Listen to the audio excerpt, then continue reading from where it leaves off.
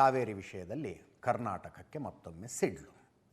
ಕರ್ನಾಟಕಕ್ಕೆ ಸಿಹಿ ಸುದ್ದಿ ಅನ್ನುವ ಸುದ್ದಿ ಓದುವ ಸೌಭಾಗ್ಯ ನಮಗಿದೆಯೋ ಇಲ್ವೋ ಅನ್ಸೋದಕ್ಕೆ ಶುರುವಾಗಿದೆ. ಪ್ರತಿದಿನ 9,000 ಕ್ಯೂಸೆಕ್ಸ್ ನೀರು ಬಿಡಬೇಕಂತೆ. CWMAದ ಆದೇಶ ಇದು. ನಿನ್ನೆ CWRC ನೀಡಿದ್ದ ಶಿಫಾರಸನ್ನು CWMA ಎತ್ತಿ ಹಿಡಿಯಿತು. 3 ಆದೇಶವನ್ನು ಎತ್ತಿ ಹಿಡಿದಿದೆ ನೋಡ್ರಿ CWMA. 15 ದಿನಗಳಲ್ಲಿ 11.7 TMC ನೀರನ್ನು ಬಿಡಬೇಕಂತೆ. ಸಮಾಧಾನ ಮಾಡಿಕೊಳ್ಳಲೇಬೇಕು ಅನ್ನೋದಾದರೆ ಕರ್ನಾಟಕ ಏನು ಸಮಾಧಾನ ಮಾಡಿಕೊಳ್ಳಬಹುದು ಹೇಳಿ? ತಮಿಳುನಾಡಿನವ್ರು 28 TMC ಕೇಳಿದ್ರಪ್ಪ.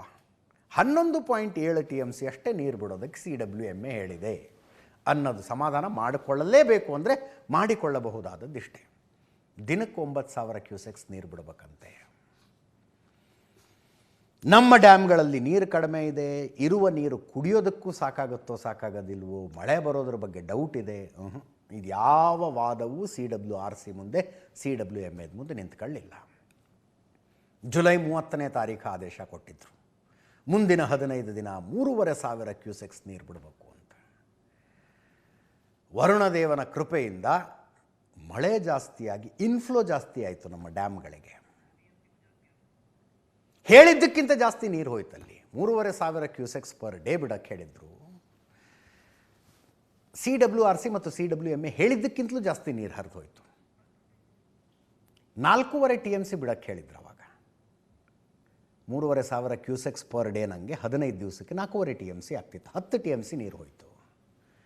ಅದಾದ ನಂತರ ಆಗಸ್ಟ್ 11ನೇ ತಾರೀಕು ಮುಂದಿನ 15 ದಿನ 12,000 ಕ್ಯೂಸೆಕ್ಸ್ ಪರ್ ಡೇ ಬಿಡಿ ಅಂದರು. 12,000 ಕ್ಯೂಸೆಕ್ಸ್ ಎಷ್ಟಾಗ್ತಿತ್ತು? 15.6 TMC ಆಗ್ತಿತ್ತು. ಅದು ಮಳೆ ಬರ್ತಿದೆಯಲ್ಲ, ಹೆಂಗೂ ನೀರು ಬರ್ತಾ ಇದೆ ನಿಮಗೆ, ಬಿಟ್ಟು ಬಿಡಿ ಅಂತ. ಇವತ್ತಿನ ಆದೇಶ ಮುಂದಿನ 15 ದಿನ 9,000 ಕ್ಯೂಸೆಕ್ಸ್ ಪರ್ ಡೇ, ಅರ್ಥ 11.7 TMC ಆಗುತ್ತೆ 15 ದಿನಕ್ಕೆ. ಟೋಟಲ್ ಜುಲೈ 30ರಿಂದ ಇಲ್ಲಿ ತನಕದ ಈ ಆದೇಶದ ಪ್ರಕಾರ 31.8 TMC ನೀರು ಆದೇಶ ಆಗಿರೋದು ಬಿಡೋದಕ್ಕೆ. ಇದನ್ನಾದರೂ ಪ್ರಶ್ನೆ ಮಾಡಿಕೊಂಡು ಕರ್ನಾಟಕ ಸುಪ್ರೀಂ ಕೋರ್ಟಿಗೆ ಹೋಗಬಹುದಾ? ಸುಪ್ರೀಂ ಕೋರ್ಟಿಗೆ ಹೋಗ್ತಿಲ್ಲ ಯಾಕೆ ಅಂತ ನಾನು ಕೇಳ್ತಾ ಇಲ್ಲ. ಪ್ರಶ್ನೆ ಕಾನೂನು ತಜ್ಞರ ಭಿನ್ನಾಭಿಪ್ರಾಯ ಇದೆಯಂತೆ. ಹಿಸ್ಟಾರಿಕಲಿ ನೋಡ್ತಾ ಬಂದರೆ ಸುಪ್ರೀಂ ಕೋರ್ಟು ಅವ್ರು ಹೆಂಗೆ ಹೇಳಿದ್ದಾರೆ ಹಂಗೆ ಕೇಳಿ ಅಂತ ಹೇಳುವ ಸಾಧ್ಯತೆಗಳೇ ಜಾಸ್ತಿ ಅಂತಿದ್ದಾರೆ. ಸರ್ಕಾರ ಎಷ್ಟಾಗುತ್ತೋ ಅಷ್ಟು ನೀರು ಬಿಡೋಣ ಅನ್ನೋ ಮನಸ್ಥಿತಿಯಲ್ಲಿ ಇದ್ದಂಗಿದೆ. ಈಗ 9,000 ಕ್ಯೂಸೆಕ್ಸ್ ಪರ್ ಡೇ, ಹತ್ತತ್ರ ಅಷ್ಟು ಬಿಟ್ಟರಾಯಿತು ಅಂತ. ಏನೋ ದೇವರು ಮತ್ತೊಮ್ಮೆ ಕೃಪೆ ತೋರಿ ಒಳ್ಳೆ ಮಳೆ ಬಂದರೆ ಕ್ಯಾಚ್ಮೆಂಟ್ ಏರಿಯಾದಲ್ಲಿ ಮ್ಯಾಚಪ್ ಆಗಬಹುದು. ಗೌರವ್ ಗುಪ್ತಾ ಮಾತಾಡಿದ್ದಾರೆ, ಹೆಚ್ಚುವರಿ ಮುಖ್ಯ ಕಾರ್ಯದರ್ಶಿಗಳು. ಕೇಳಿಸ್ಕೊಳ್ಳಿ. CWRCನಲ್ಲಿ ಹೊರಡಿಸಲಾದ ಆದೇಶವನ್ನು 9,000 ಕ್ಯೂಸೆಕ್ಸ್ 15 ದಿನಕ್ಕೆ ಬಿಡುವಂಥದ್ದು ಏನು ಆದೇಶ ಇತ್ತು ಅದನ್ನು ಕಡಿಮೆ ಮಾಡಲಿಕ್ಕೆ ನಾವು ಅವರು ಕೇಳಿದ್ದೀವಿ. ಅವರು ಇದನ್ನು ಇನ್ನೂ ಹೆಚ್ಚು ಮಾಡಬೇಕು ಅಂತದ್ದು ಅವರು ವಾದ ಮಾಡಿದ್ದಾರೆ. CWRC ಆದೇಶ ಅದನ್ನು ಅನುಸಾರವಾಗಿ 11.6 TMC ನೀರನ್ನು 15 ದಿನಗಳಲ್ಲಿ ಬಿಡಬೇಕು.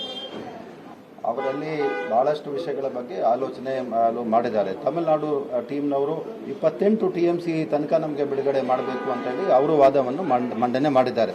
ಅಂದರೆ 11.5 TMC ಬಿಡುಗಡೆ ಮಾಡುವಂಥದ್ದು ಆದೇಶ ಆಗಿದೆ. ಅದು ಬಂದು ಅದನ್ನು 28 TMCಯನ್ನು ಬಿಡುಗಡೆ ಮಾಡಬೇಕು ಅಂತೇಳಿ ಅವರು ತಮ್ಮ ವಾದವನ್ನು ಮಂಡನೆ ಮಾಡಿದರು.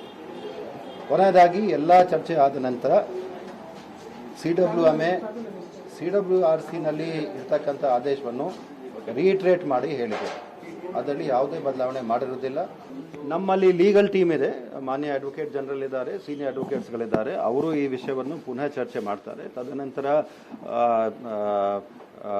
ಏನು ತೀರ್ಮಾನವನ್ನು ತೆಗೆದುಕೋಬೇಕು ಅಥವಾ ಏನು ಡಿಸಿಷನನ್ನು ಅಥವಾ ಏನು ವಾದವನ್ನು ಮಂಡನೆ ಮಾಡಬೇಕು ಸುಪ್ರೀಂ ಕೋರ್ಟ್ ಮುಂದೆ, ಅದು ಖಂಡಿತ ಅದ್ರ ಬಗ್ಗೆ ಅವರು they will take the best of the decisions ಅಂತ ಹೇಳಿ ನನಗೆ.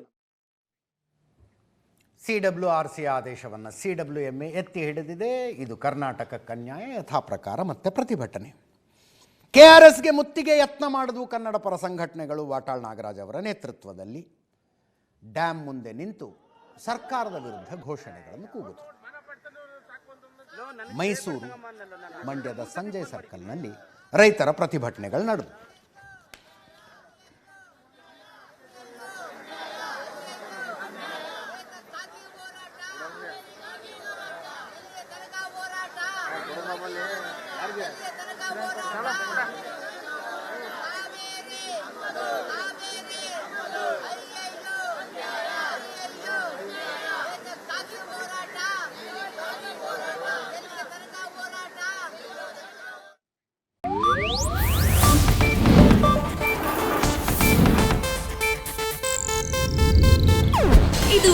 ಏಷ್ಯಾನೆಟ್ ನ್ಯೂಸ್ ನೆಟ್ವರ್ಕ್ ಪ್ರಸ್ತುತಿ.